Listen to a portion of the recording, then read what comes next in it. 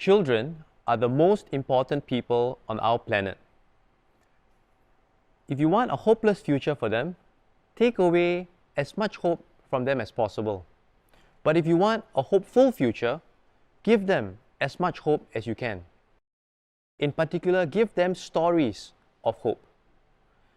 These are ironic times for us.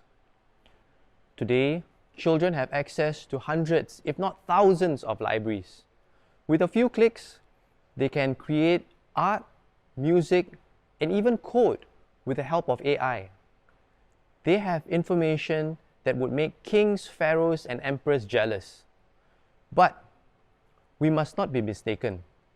Information is not knowledge, and knowledge is not wisdom. These are extraordinary times for us. But whether they are extraordinarily meaningful or extraordinarily meaningless is up to us. Childhood and adolescence are vital stages of our growth. During this time, the brain is rapidly growing and trying to make sense of the world. Despite all our advancements in technology, however, according to the WHO, today, 10% of children and adolescents worldwide experience some kind of mental health issue, and the large majority do not seek help or care for them.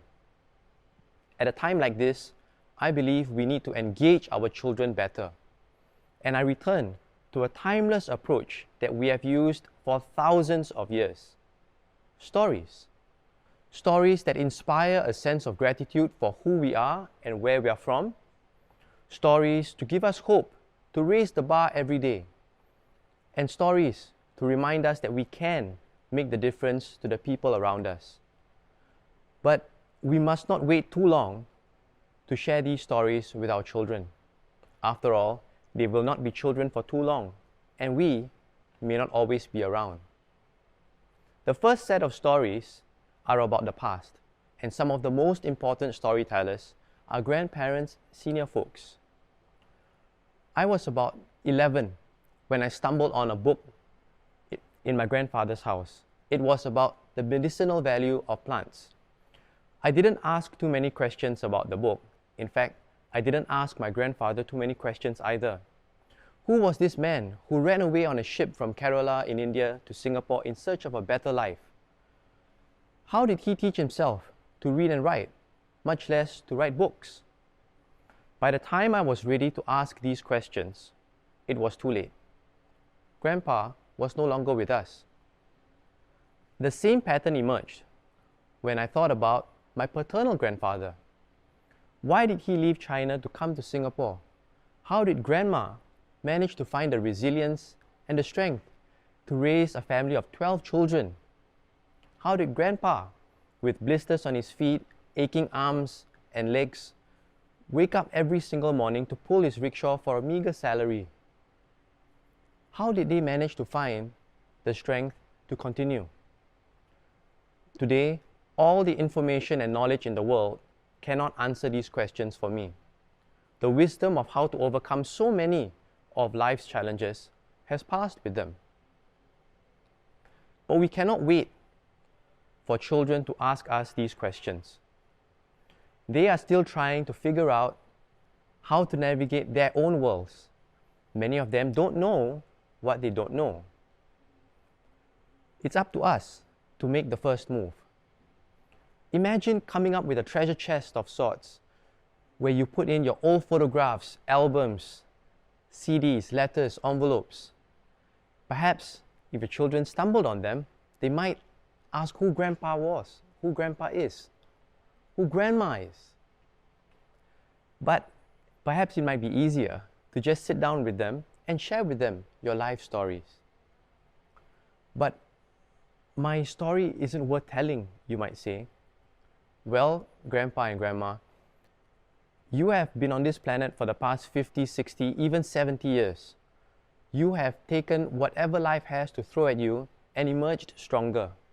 Sure, some mistakes might have been made along the way, but share them so that the younger generation and our grandchildren can learn from them.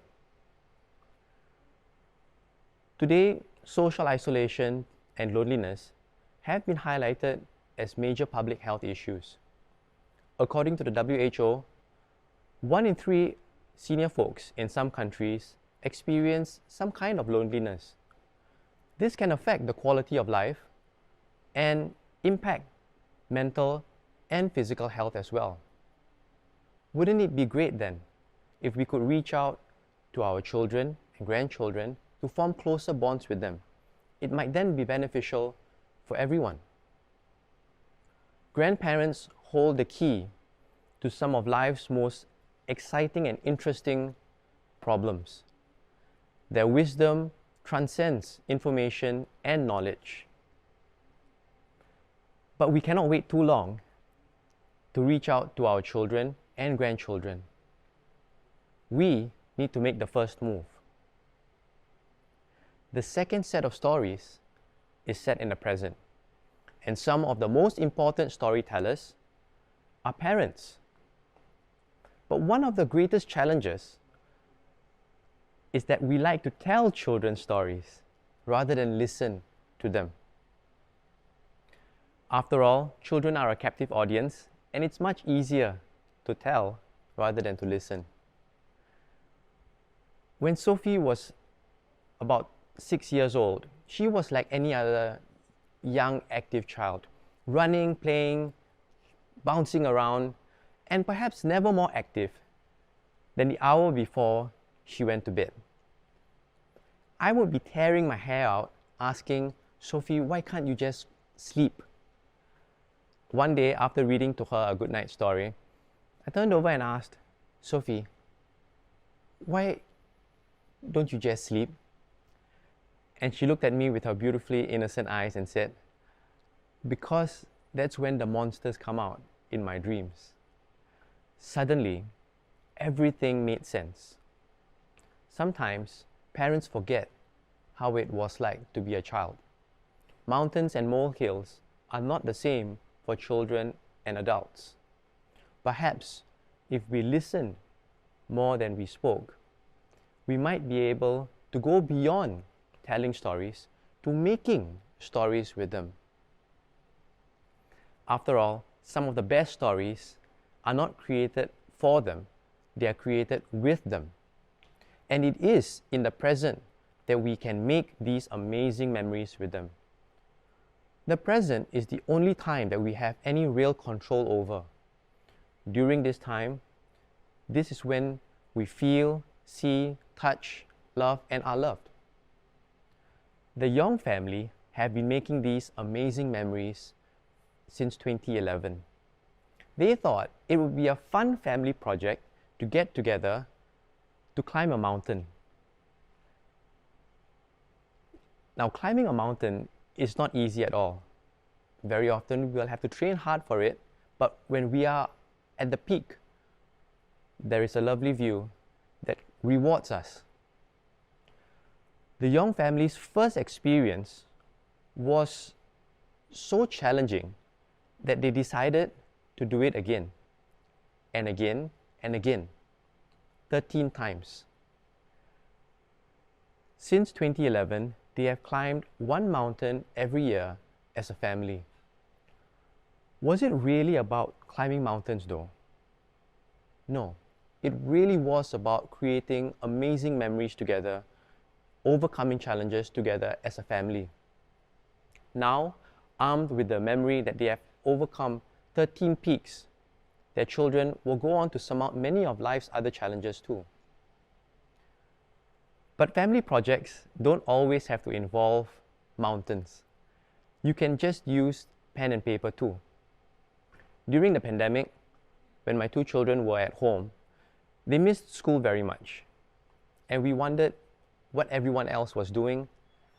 I thought it would be funny to ask them what they thought the chairs, tables, curtains, waste paper bin, what were they doing?